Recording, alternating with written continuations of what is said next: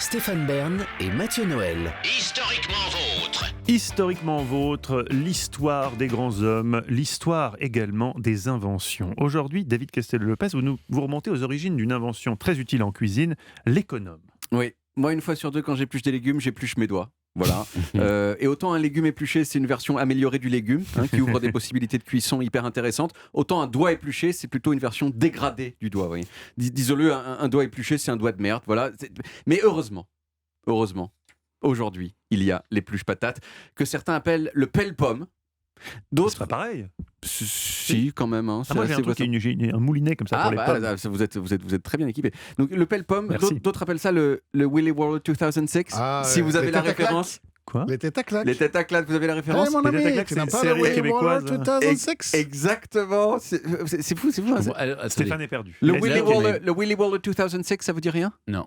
Putain, moi j'aurais dit que c'était Mathieu Noël et c'est Olivier Pouls qui a la référence. C'est mais très beau. Je vois ce que c'est que cette série, les têtes à claques. Voilà, c'est de l'humour de référence. Voilà, c'est comme ça. C'est-à-dire que si vous avez la référence, oui, c'est tant drôle, mieux. Sinon, allez vous faire foutre. Comme on dit en français. Visiblement, on va se faire foutre, Stéphane. Visiblement, on n'est pas la cible. Non. Voilà, mais quand même, la plupart des gens appellent ça plutôt un économe.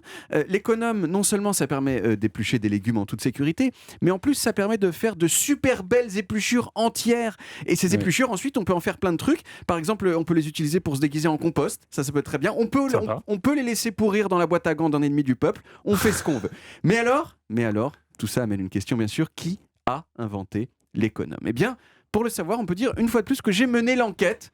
Une enquête qui m'a amené à prendre le train à la gare de Bercy, cette gare parisienne qui s'est jamais remise de pète dans le Monopoly, et à aller dans la ville de Thiers, en Auvergne. Et je peux vous le dire direct, Thiers, c'est ma ville préférée des Français. C'est vraiment une ville tellement jolie. Et c'est sûr que ça deviendrait une perle touristique de ouf si seulement elle était desservie par le TGV. Voilà. Mais non, ça prend 5 heures depuis Paris. Donc le destin de Thiers, comme celui de toute l'Auvergne, c'est d'être une sempiternelle seconde zone. Et ça me fait un petit peu de peine, ça, parce que moi j'aime beaucoup l'Auvergne.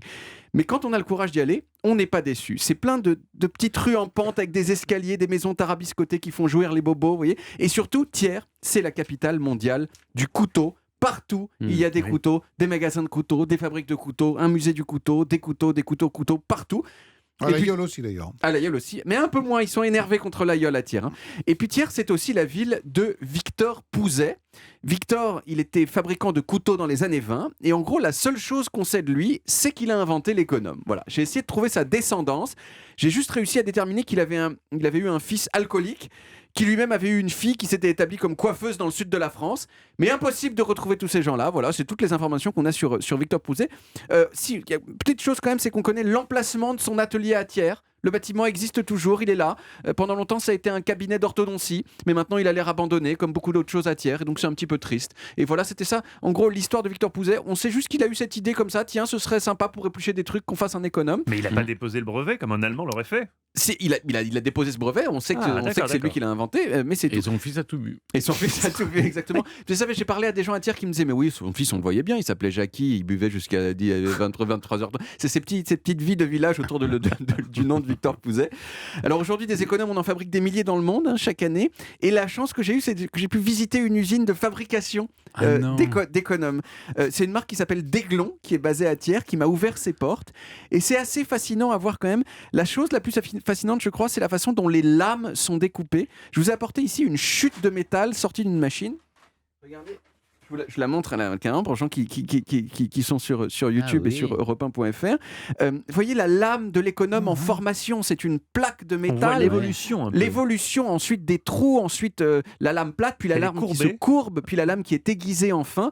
Et ça se fait fois des milliers. C'est extrêmement joli à voir. Alors, le truc, c'est qu'aujourd'hui, il y a encore mieux que l'économe. Il y a les éplucheurs automatiques, dans lesquels il suffit de placer la pomme et elle s'épluche toute seule avec une perfection. Avec le moulinet. Non, parce que ça c'est la version mécanique un petit peu chic. Il y a une version, qui est entièrement automatique. Je n'ai apporté un exemplaire ici. Regardez-moi ça. Alors voilà, c'est cet objet, vous voyez. C'est cet objet ici. Il faut un petit peu de place.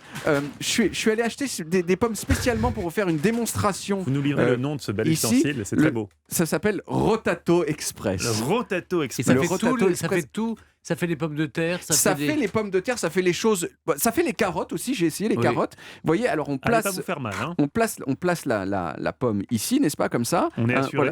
Voilà. Je pense qu'on est assuré. C'est plutôt pour la vidéo, mais il va y avoir un bruit bientôt qui va signifier aux auditeurs, ceux qui écoutent encore la radio au lieu de la voir, le porter comme ça pour qu'on le voit.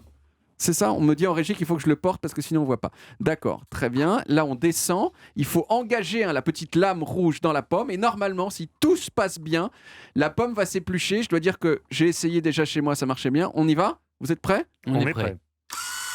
Oh ! Regardez-moi cette perfection.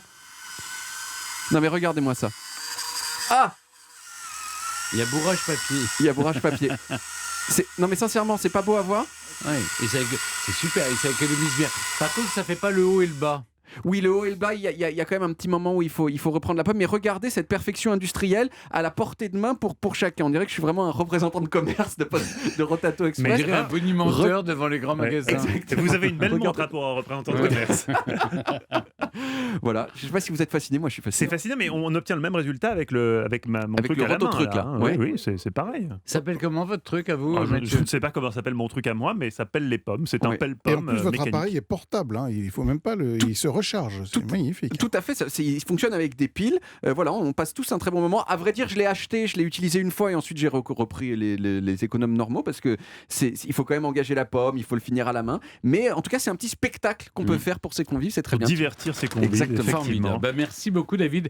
On retrouve les origines en podcast sur toutes les applis audio et sur le site europe1.fr. Je vous offre les épluchures. Vous pouvez détourner l'appareil pour faire, par exemple, des spaghettis de pommes ou des spaghettis d'autres légumes. Mais c'est vrai ça. Bien sûr. Parce que si on continue, pardon, excusez-moi.